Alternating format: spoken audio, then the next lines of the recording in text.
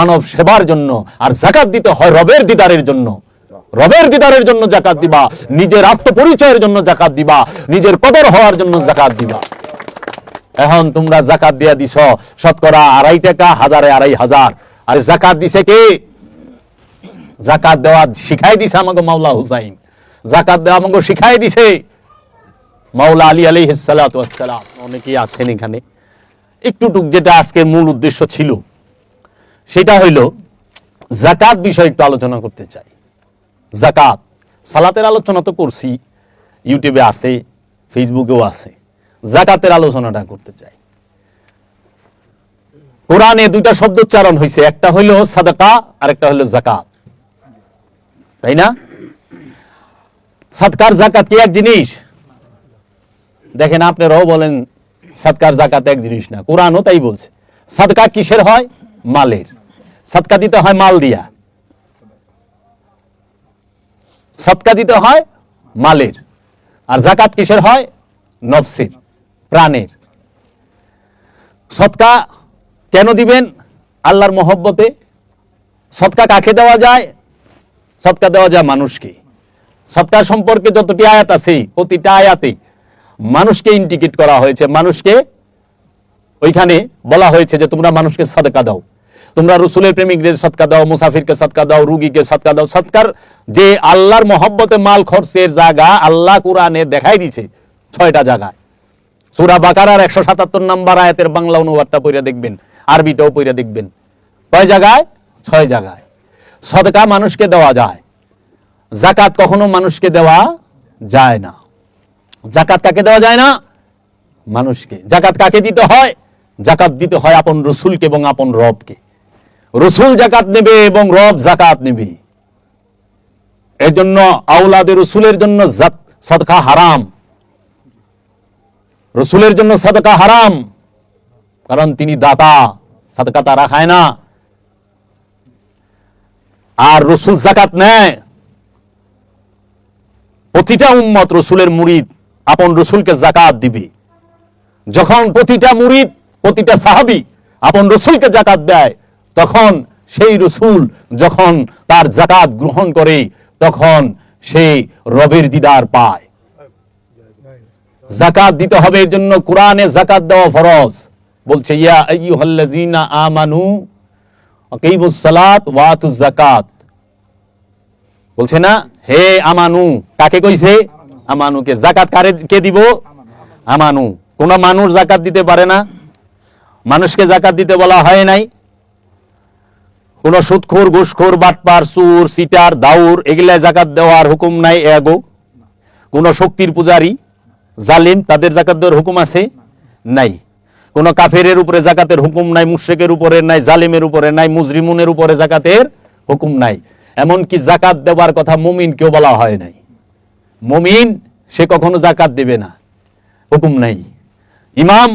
ইমামের উপরে যাকাতের হুকুম নাই, রসুলের উপরে যাকাতের হুকুম নাই।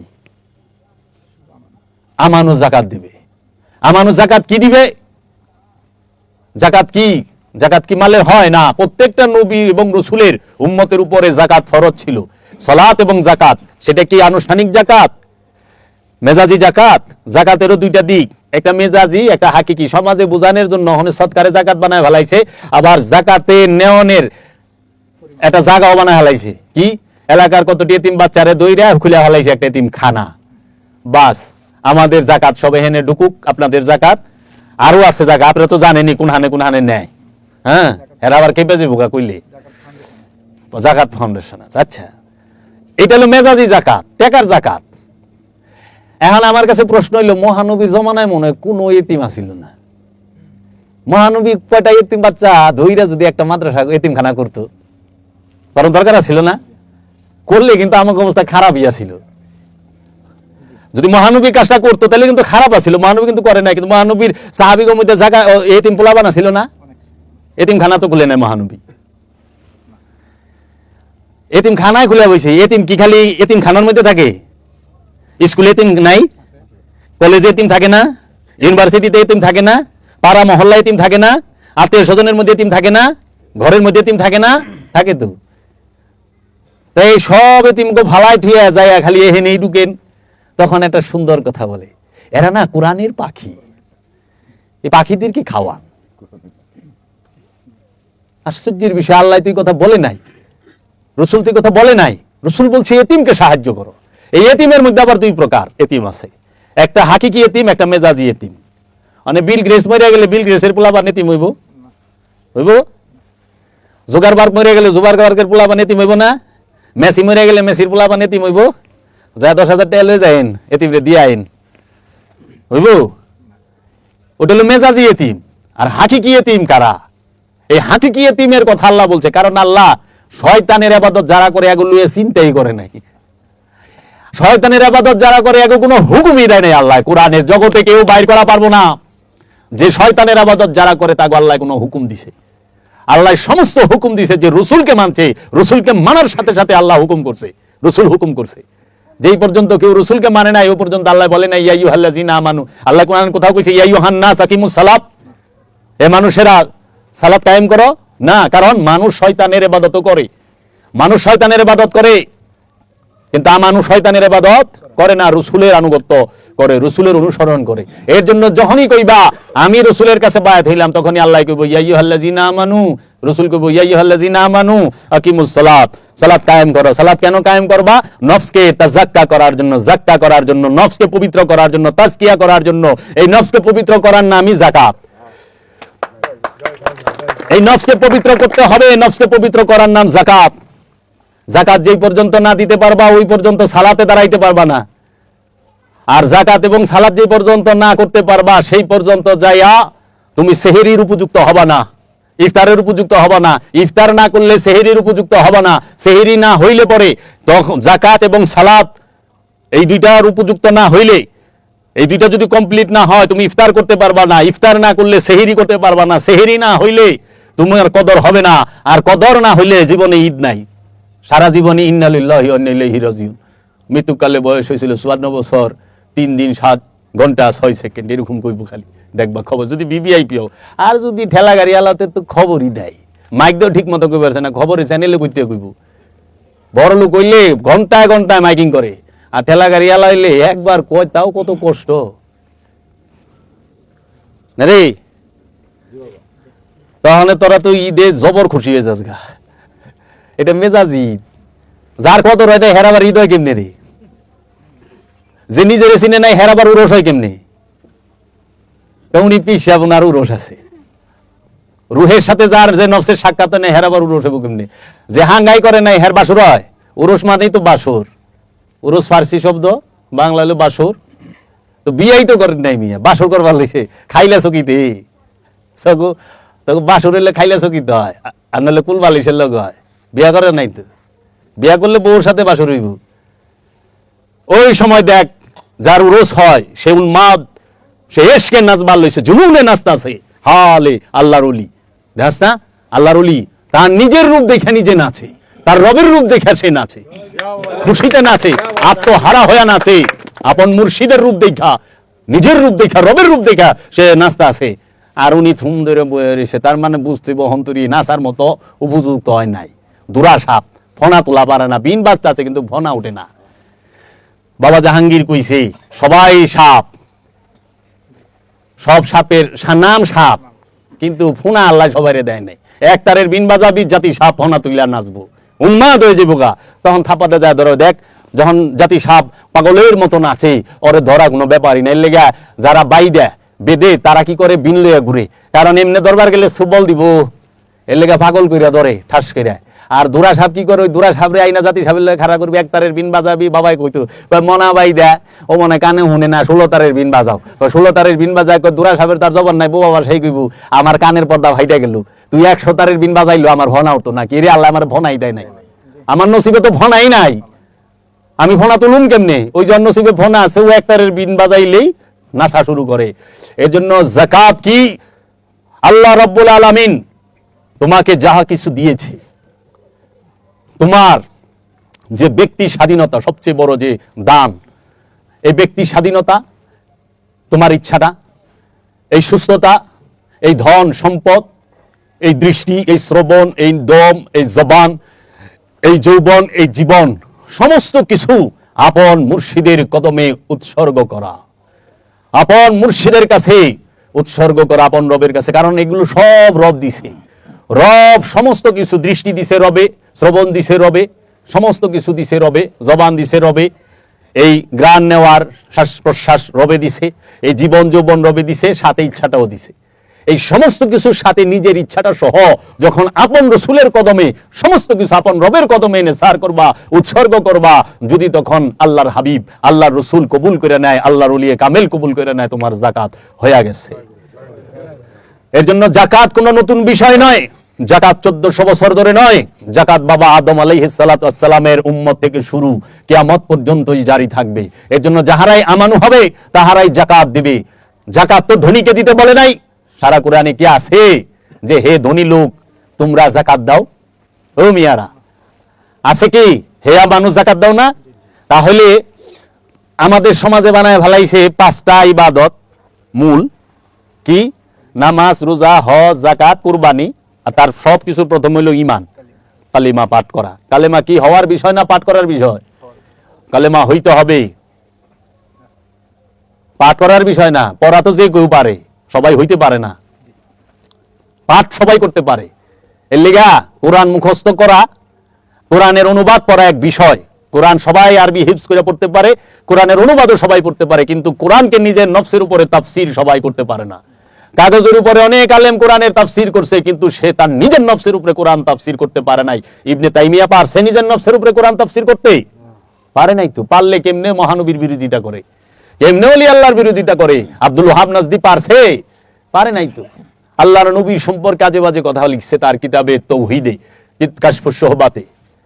তাহলে এর জন্য ধনীকে যাকাত দিতে কোরআন কোথায় বলেছে? কোরআন যাকাত দিতে বলছে আমানুকে। এখন যে ঠেলা গাড়ি চালায় সে কি আমানু হইতে পারে না?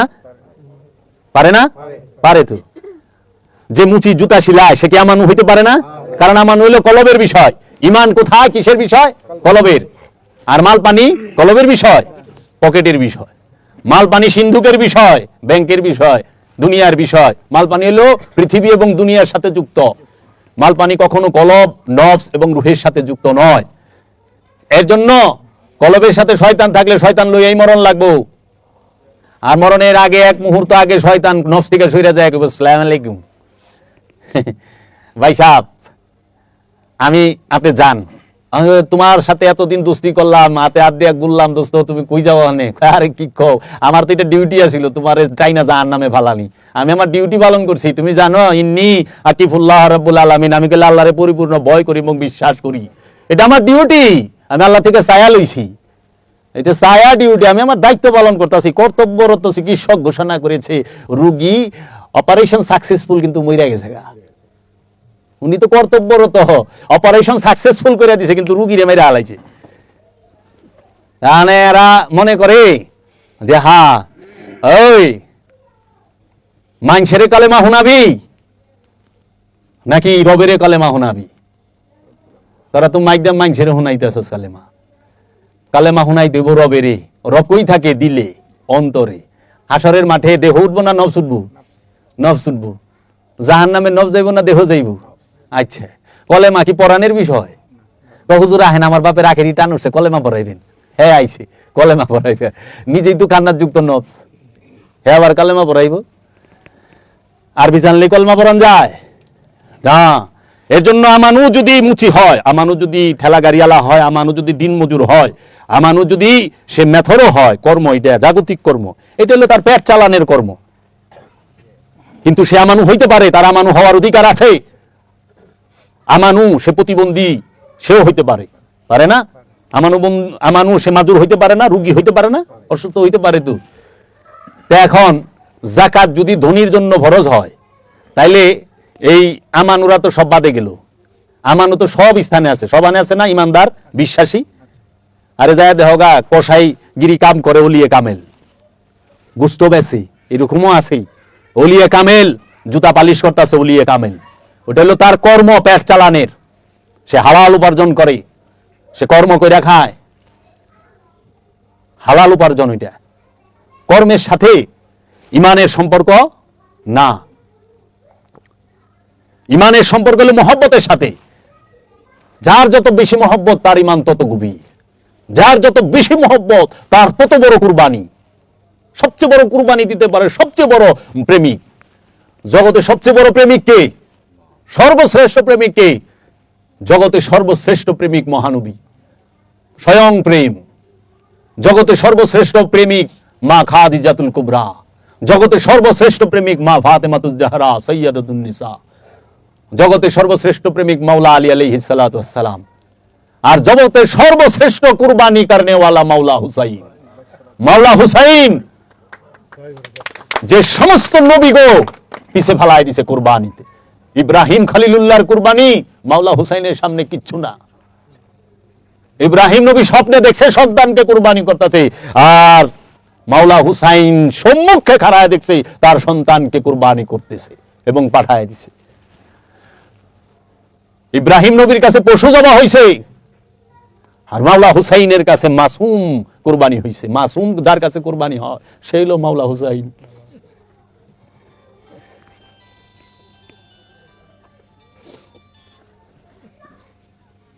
মাসুম কুরবানি হয় মাওলা হুসাইনের মহব্বতে। তাই খাজা বাবা বলেছে, হে নবীর নন্দদুলাল ইমামে হুসাইন, আমি গঞ্জে মাগফির পুশিদার পর্দা উঠাইয়া দেখি, হে মাওলা হুসাইন, আপনার মেরাজ তো নবী মুহাম্মদ সাল্লাল্লাহু আলাইহি ওয়াসাল্লামের এক ধাপ উপরে।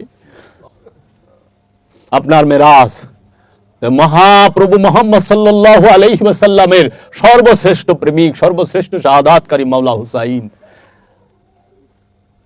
সর্বশ্রেষ্ঠ কুরবানির মাসুমকে দেখছো? মাওলা জৈনুল আবেদিন আলাইহিস সালাতু ওয়াস সালামের আপন ছোট ভাই ইমাম আলী আসগার, ইমাম আব্বাস আলমদার, যিনি সর্বশ্রেষ্ঠ কুরবানি হয়েছেন, যার প্রথমে দুই হাত, এই হাত কাটছে, পারি মুশক এই হাত দিয়া ধরছে, এই হাতও কাটছে, জবান ঠোঁট দিয়া ধরছে, মুখেও কুপ দিছে, পা দিয়া দৌড়াই পা কাটছে, এই পা কাটছে, হাত কাটছে, পা কাটছে, মুখটাও কেটে হালাইছে, তো ছাড়ে নাই। গোলামি মাওলা মোহাম্মদ কিরকম গোলাম পাইছে?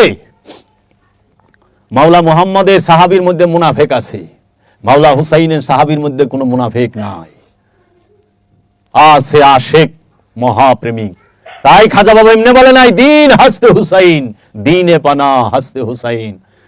তোমরা বুঝবা না যে কি কইছে খাজা বাবা, বুঝছো? তোমার মাথা টাস করে ফেটে যাব। প্রেম, প্রেম হয় কলবি, প্রেম জবানি নয়। আপন মুর্শিদকে ভালোবাসতে হয় হৃদয় দিয়া।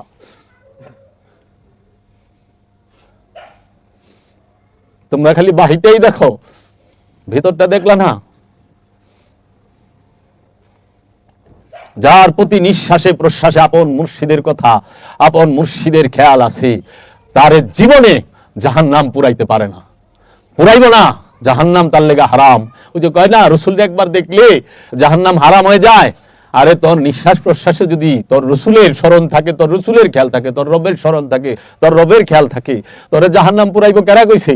বাবা জান শরীফ শাহ সুরেশ্বরী কইছে যে যাহার হৃদয়ে মুর্শিদ আসন, সেথায় জাহান্নামের অনল অকার্যকর, দুচকের আগুন অকার্যকর, কাম করে না। আপন কলবে যতক্ষণ মুর্শিদ থাকে, আপন কলবে মুর্শিদকে রাখার উপায় কি? একমাত্র আপন নিঃশ্বাস প্রশ্বাসে জিকির করা, ইয়া বাবা জাহাঙ্গীর, ইয়া বাবা জাহাঙ্গীর, ইয়া বাবা জাহাঙ্গীর, ইয়া বাবা জাহাঙ্গীর। কাফের आशिक हूं मैं, बंदा इस्लाम ना हूं, बुत परस्ती मेरी जिंदगी है, बुत परस्ती मेरी बंदगी है, बुत परस्ती मेरी दिलदारी भी है। আমি প্রেমের কাফের, ইসলামের বান্দা আমি নই। আমার পীর পূজাতেই আমার জীবন, পীর পূজায় আমার ইবাদত, আমি পীর পূজাতেই জীবন উৎসর্গ করে দিয়েছি। নবীদা নম কে আখের চুদমে দিদার মীর আকসম। ও আমার মুর্শিদ বাবা জাহাঙ্গীর, আমাকে তুমি তোমার প্রেমিক বানায়া দাও। এইটা থাকবে আশিকের ফরিয়াদ। যাকাত দিবা আপন রসুলকে, যাকাত দিবা কি নফস থেকে, আমিত্বকে, আমিকে, খুদিকে, অহমকে, ইগুকে মুর্শিদের কাছে। তোমার জ্ঞানকে জাকাত দাও মুর্শিদের কাছে, তোমার সমস্ত কিছু চাওয়া পাওয়া জীবন যৌবন সমস্ত কিছু মুর্শিদের হুকুমে যে উঠে, মুর্শিদের হুকুমে যে বসে, মুর্শিদের হুকুমে যে চলে ফিরে, সেই তো জাকাত দিছে আল্লাহকে। জাকাত টাকা দিয়ে দেওয়া যায় না, সাদকা টাকা দিয়ে দেওয়া যায়। জাকাত দিবা কি দিয়া? আনুগত্য দিয়া, অনুসরণ অনুকরণ নয়, অনুসরণ দিয়া, আনুগত্য দিয়া জাকাত দিবা। কিসের জাকাত দিবা? ইচ্ছার জাকাত দিবা, আমিত্বের জাকাত দিবা। এখন মানুষ টাকার জাকাত দিয়ে আরো অহংকারী হয়, জাকাত দিলে অহংকার শূন্য হয়, আর এখন জাকাতই অহংকার হয়ে গেছে। তোমরা জাকাতের কাপড় বাই করে ফেলাইছো, এটা সাদকা, এটা দিও, মানুষকে দিও, কিন্তু কোরআনে আল্লাহ বলছে তোমরা সত্যকে মিথ্যার সাথে মিশ্রণ করিও না, তোমরা সত্যকে গোপন করিও না। কেন আপনারা স্বার্থের জন্য সত্যকে মিথ্যার সাথে মিশ্রণ করলেন? কেন আপনারা যাই না শুই না সত্য গোপন করলেন? সাদকার জাকাত এক না। সদকা দিতে হয় মানবের কল্যাণের জন্য, সদকা দিতে হয় মানুষের কল্যাণের জন্য, সদকা দিতে হয় আত্মীয় স্বজনের হক আদায়ের জন্য, সদকা দিতে হয় মানব সেবার জন্য, আর জাকাত দিতে হয় রবের দিদারের জন্য। রবের দিদারের জন্য জাকাত দিবা, নিজের আত্মপরিচয়ের জন্য জাকাত দিবা, নিজের কদর হওয়ার জন্য জাকাত দিবা। এখন তোমরা জাকাত দিয়া দিছ শতকরা 2.5 টাকা, হাজারে 2.5 আর জাকাত দিছে কে? জাকাত দেওয়া শিখাই দিছে আমাকে মাওলা হুসাইন, জাকাত দেওয়া আমাকে শিখাই দিছে মাওলা আলী আলাইহিস সালাতু ওয়াস সালাম। আমাকে কোন সাহাবাই কেরামগণ আমাদের মাথার তাজ। যখন দিন প্রচার করার প্রয়োজন হয়েছে, আল্লাহর হাবিব সাহাবীদেরকে আওগায় দিছে, যাও বদরে যাও, উহুদে যাও, খায়বারে যাও। আর যখন দিনকে রক্ষা করতে হয়েছে, তখন আল্লাহর হাবিব তার আওলাদকে সামনে দিয়ে দিছে। এর জন্য দিন প্রচারের বেলায়, ইসলাম প্রচারের বেলায় আল্লাহর হাবিব তিনি তার সাহাবাই কেরামদেরকে সামনে পাঠায় দিছে, আর দিন রক্ষার বেলায় আল্লাহর হাবিব তার আওলাদকে সামনে দিছে। দিন রক্ষার বেলায় আল্লাহর হাবিব মা ফাতেমাকে সামনে দিয়ে দিছে। কুরবানি হয়ে গেছে মা ফাতেমা, শাহাদাত হয়ে গেছে মা ফাতেমা। কারণ সত্যকে মিথ্যার সাথে মিশ্রণ করতে গেলেই মা ফাতেমা থাকলে হবে না। সত্য মিথ্যাকে মিলাই দিবার গেলে এবং সত্যকে গোপন করতে গেলে মাওলা আলীকে সরাইতে হবে। এর জন্য মাওলা আলীকে শাহাদাত করা হয়েছে। সত্য এবং মিথ্যাকে মিশ্রণ করতে গেলে এবং সত্যকে ঢাকতে গেলে মাওলা হাসানকে থাকতে দেওয়া যাবে না, কারণ তিনি থাকলে সত্য মিথ্যার মিশ্রণ ঘটাইতে পারবা না এবং মিথ্যা বলতে পারবা না, সত্যকে গোপন করতে পারবা না। এর জন্য মাওলা হাসানকে সরাইছে। মাওলা হুসাইনকে তাই করছে যে সত্য এবং মিথ্যা দিয়ে আমরা চলুম, আমাদের সুবিধার জন্য, আমরা ক্ষমতায় থাকার জন্য যা খুশি তাই বলুম, যা খুশি তাই লিখুম। করে নাই? করছে তো। যখনই মাওলা হুসাইন শাহাদাত বরণ করছেন, মাওলা হুসাইনের সমস্ত বংশধরকে এক এক করে শাহাদাত বরণ হইতে হয়েছে। কি করছিল আওলাদের রাসূলগণ? ইমাম জাইনুল আবেদিন আলাইহিস সালাম কি অপরাধ ছিল?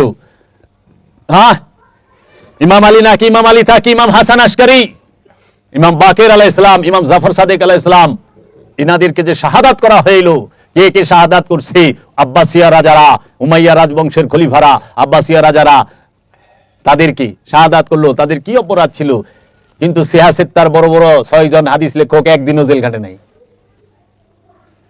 খুব সুন্দর কথা না? দেখা যায় না? আওলাদের রাসূল মার্ডার হইল, কিন্তু ইনারা একদিনও জেল খাটলো না। অথচ ইমাম আবু হানিফা জেল খাটছে, মার খাইছে। ইমাম মালিক মার খাইছে, মারতে মারতে অজ্ঞান করে ভালাইতো, আবার জ্ঞান ফিরলে আবার মারছে।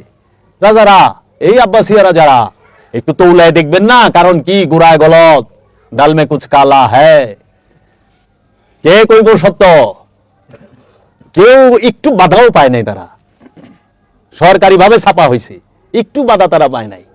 আর আওলাদের রাসূল কি এমন অপরাধ করলো যে তাদেরকে শাহাদাত করা হইল? তারা তো কেউ মাল মাইরা খায় নাই, তারা তো কেউ ক্ষমতা ছিনায় নেয় নাই। প্রত্যেকটা আওলাদের রাসূলকে শাহাদাত করা হয়েছে। তাহলে যেই রাজার আমলে শাহাদাত হইলো, ওই রাজা দায়ী বার নিব না? ঘরে ঢুকে শাহাদাত করলো, খাওয়ানোর সাথে বিষ দিয়া শাহাদাত করলো, তাহলে রাহিমাহুল্লাহ কয় নাউজুবিল্লাহি মিন যালিক, এজিদ যে জান্নাতে যাইব, জান্নাতে যাম না, দৌড়ে জাহান্নামে ঢুকে যাম। এজিদের লগে জান্নাতেও থাকতাম না। আর যে মোল্লারা এজিদের রাদিয়াল্লাহু তাআলা আনহু লাগায়, যে রাজার আমলে মাওলা হুসাইন শাহাদাত হয়, ওই রাজার সৈন্য দিয়া উনি নিষ্পাপ। হ্যাঁ, মানে নিষ্পাপ হয়ে যায়। ওনারা কত সহি, কত ইনায়া বিনায়া, এই রে সেই রে, দুইটা স্বরে পেটকাটা মদিনা স বানায়, পেটকাটা মদিনা স্বরে তালিবর্ষ বানায়। ওইটাও স, এইটাও স, তালিবর্ষ দৈন্তার স, পেটকাটা মদিনা স, খালি স স স লাগাই দিল, বুঝাই দিল তোমাকে। বুঝা গেল? লাগা সোজা বুঝি। 33,000 সৈন্য একটা সরকারের যদি একটা ব্যাটালিয়ান সেনাবাহিনী একটা ব্যাটালিয়ান বাইরে যায় ওইখানে কতটি সাইন লাগে, অস্ত্র নিবার গেলে কতটি সাইন লাগে, এত বড় সৈন্যটা এত দূর থেকে 1000 মাইল পার হয়ে আইলো, এগো খবরই নাই কি মন রাষ্ট্র চালাইছে না, হেরা হেগো আদর্শ রাষ্ট্র চালাইব, রাষ্ট্রের অবস্থায় বুকি না।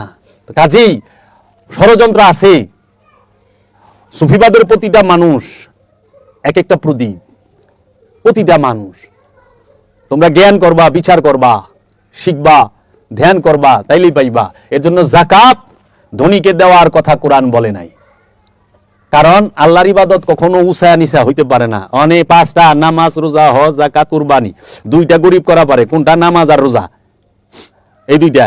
আর 3টাই তো গরিব করা পারে না। গরিব হজেও দেওয়া পারে না, গরিব কুরবানিও দেওয়া পারে না, গরিব যাকাতও দেওয়া পারে না। তো গরিবের লেগে কি রাখছে? কুরবানির গোশত টুকায় খাওয়া। হ্যাঁ, গরিবের বাইতে বাইতে যাইব, ওই যে লেগে কইছে মাতাল রাজ্জাক দেওয়ান, বড় গরু জবাই করে বিয়াই বাড়ি পাঠার স্রান, 1 টুকরা মাংসের লেগে কান্দে টুকায় গরিব পোলা ভান। সেই মাংস ফ্রিজে থুইয়া খাইলি বছর বরিয়া, গেছে পাপে তাপে বুঝাই হইয়া, মরা গাছে শুকনা ডাল, ঘুম দিয়া কাটাইলি মনু চিরকাল।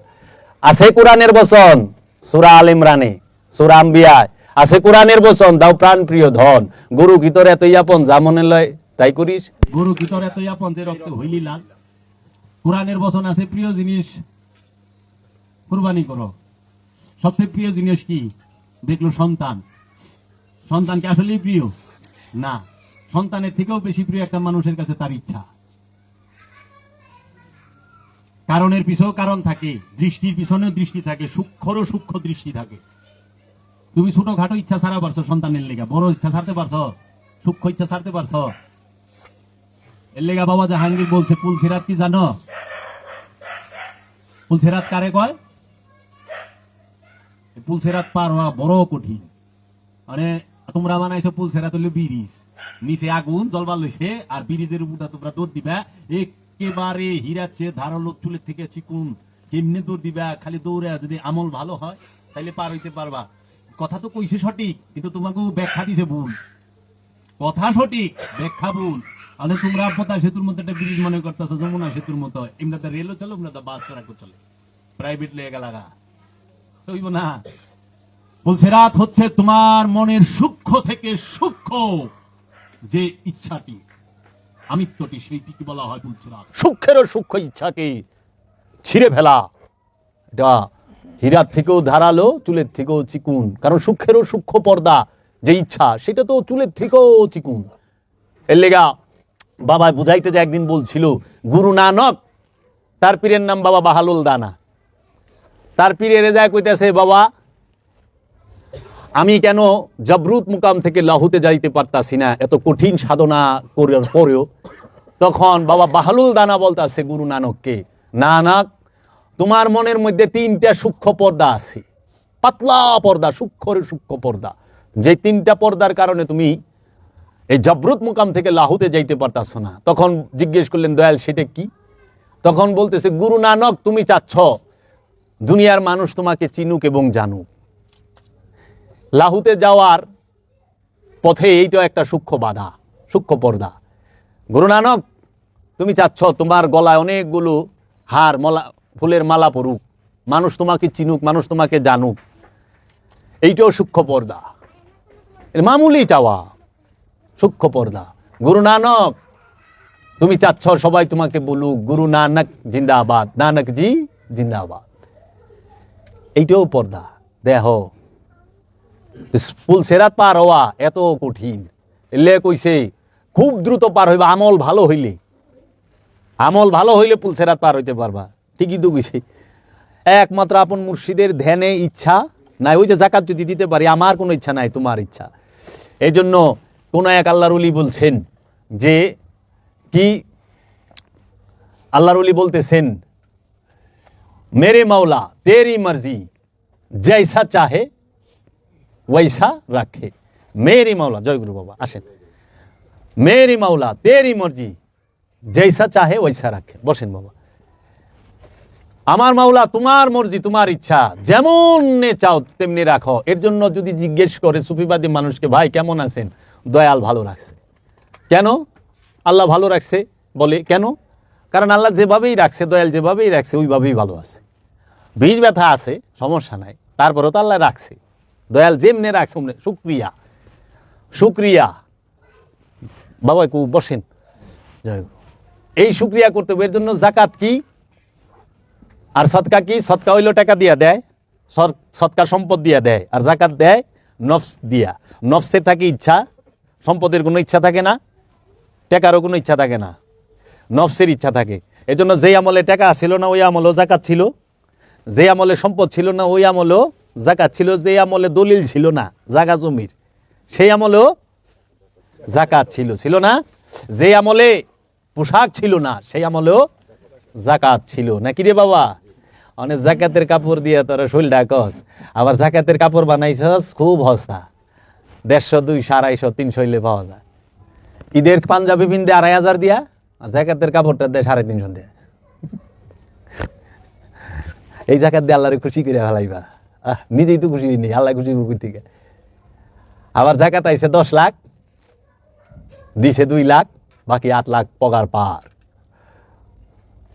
নাকি? ঠিক মতো যদি মেজাজি জাকাতটাও দিত তাও সমাজে অভাব থাকতো না। থাকতো? বাবা বহেন, বহেন। ঠিক মতো যদি মেজাজি জাকাত দেয় তাও সমাজে থাকতো না। আর জাকাত দেওয়ান লাগবো। জাকাত কি মসজিদে দেওয়ার কোনো হুকুম আছে? জাকাতের টাকা এটা কোরআন বিরোধী কাজ। মসজিদে জাকাতের হুকুম নাই। সাদকা মসজিদে দেওয়া যায়? মসজিদকে সদকা দেওয়া যায়? জাকাত দিতে হবে কোরআন যেভাবে বলছে সেইভাবে, সদকা দিতে হবে কোরআন যেভাবে বলছে সেইভাবে। আমি কি মিথ্যা বলতাছি? কারণ সদকা দিতে হবে মানুষকে, সদকা দিতে হবে গরিবকে, রুগীকে, সাহায্য প্রার্থীকে, ঋণগ্রস্তকে, মুসাফিরকে, এবং রসুলের দরবারে যারা থাকে তাদেরকে। রসুলের সাথে দেখা করানোর আগে রসুলের দরবারে যারা আছে তাকেও কিছু দিও, তাকেও কিছু সদকা করবার কইছে। সূরা হুজরাত পড়ে দেখেন। হ্যাঁ, আসহাবে সুফা, আসহাবে সুফার সাহাবী কারা জানেন? তারা আল্লাহর আব্দুহু, তারা ওলি না ওলি পয়দা করে, তারা আল্লাহর আব্দুহু। আসহাবে সুফার সাহাবায়ে কেরাম যারা, তারা মুনাফিক যাহারা বাইরেছে তারা কিন্তু মক্কা বিজয়ের পরে বাইরেছে। বদরি সাহাবীর মধ্যে মুনাফিক নাই, মুনাফিক বাইরেছে মক্কা বিজয়ের পরে যায়া। আর খারিজি বাইরেছে মাওলা আলীর বেলায়। এর লেগা আল্লাহর রসুল কি করছে? দিন প্রচারের বেলায় সাহাবীরে আওগায়া দিছে। আল্লাহর রসুল দিন রক্ষার বেলায় আওলাদের সামনে রাখছে। আল্লাহর রসুল মুনাফিক পরিচয় করায় দেওয়ানের লেগা মাওলা আলীরে সামনে রেখে দিছে। এলে মুনাফিক চিনবা মাওলা আলীরে দিয়া, আর অমুসলিম চিনবা, রসুলের উম্মত না চিনবা, লেবাস থাকবে। ওই যে মহান ইমাম হুসাইন আসলাম 3টা প্রশ্ন করছে না, হালমিন না সিরিনিয়ান শুরু না, এখানে কি কেউ নাই আমি ইমাম হুসাইনকে সাহায্য করতে পারে? এখানে কি আমার নানাজির একটা উম্মত নাই? এখানে কি একটা মুসলমান নাই? 3টাই মাইরা দিছে খুব। যা, নানাজিরও মহানবীরও কোনো উম্মত নাই এখানে, মুসাফির কোনো মুসলমানও নাই, এবং আওলাদের রসুলকে সাহায্য করার মতো ব্যক্তি নাই। শেষ বাপ। আর মাওলা আলী নাহওয়ান এবং সিফিনে খারিজি এবং মুনাফিক 2টাই দেখায় দিছে। তো কাজেই এই ইমান যেরকম অন্তরের বিষয়, মুনাফিকই অন্তরের বিষয়, মুখের বিষয় না। মুখ দা কইলে ইমান হয় না। হ্যাঁ, মহানবীর সামনে অনেকেই আসিল, মুখ দা মহানবীর ফেনা ভালায় দিত, আর দরুদ কলমার অভাব ছিল না, নামাজও পড়ে। মুনাফিকরা যে নামাজ পড়ে জানো? পাইছো দলিল? কোরআনে আছে মুনাফিকেরা সালাতে দাঁড়ায় অলস বুড়ে, অলসভাবে সালাতে দাঁড়ায়। তা আমি এখানেই রাখলাম। আমার জ্ঞানীগুণী জনের আসছে এখানে। আমার শ্রদ্ধেয় বড় ভাই তৌফিক ভাই আসছেন, আমাদের সুপ্রিম কোর্টের অ্যাটর্নি জেনারেল, আমাদের শ্রদ্ধেয় আপা আসছেন এইখানে। আপার ইটা আমার রত্না জি আপা আসছেন, এবং আমাদের মামুন চৌধুরী ভাই আসছেন, বাবা বিল্লাল বাউল বাবা আসছেন, যে আমার লতা দেওয়ান মা আসছেন, অনেকেই আছেন। আর এখানে তো বেশিরভাগই বাবা জাহাঙ্গীরের প্রেমিক, আমার ভালোবাসার মানুষেরা আছেন। তা আমি আমার শ্রদ্ধেয় রত্না জি আপাকেও কিছু বলার জন্য অনুরোধ করছি। শ্রদ্ধেয় মামুন ভাইও কিছু বলবেন, এবং তৌফিক ভাইও কিছু বলবেন। এবং আজকে আমাদের এখানে 2জন বাবা লালন সাইজির এবং একজন বাংলাদেশের বিখ্যাত বাউলও আসছেন। যেরকম বাবা লালন সাইজির গান করেন, ওই যে আমার এক বাবা আসছেন পিছনে, উনি খুব ভালো লালন সঙ্গীত করেন, এবং বিল্লাল বাবা আছেন, যিনি তো গানের ডিপু বাবা লালন সাইজির কালামের। আমার লতা মায়া আছে, সে তো বাংলাদেশের বিখ্যাত বাউল শিল্পী। আমার যারা আছেন, আমরা আজকে সারা রাতি সঙ্গীত শুনবো। দয়াল হয়তো আজকে দিনটা রাতটা আমাদের খুব সুন্দর কাটাইবো, এর জন্য দয়ালে পাঠায়।